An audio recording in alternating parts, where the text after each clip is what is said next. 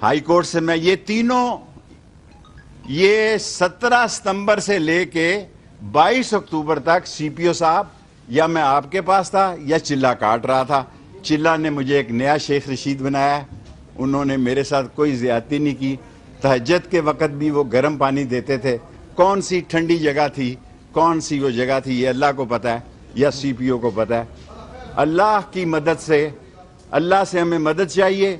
दोनों हलकों से कलम दवात इलेक्शन लड़ेगी पीडीएम के खिलाफ, और अगर मैं गिरफ्तार हो गया तो जेल से भी, अगर मैं पकड़ा गया तो जेल के अंदर से भी दोनों हलकों से शेख रशीद कलम दवात पे इलेक्शन लड़ेगा। शेख साहब ये बताइएगा कि लूल और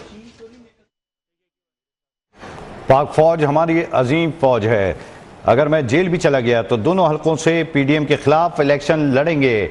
सरबराह अवामी मुस्लिम लीग शेख रशीद मीडिया से गुफ्तगू कर रहे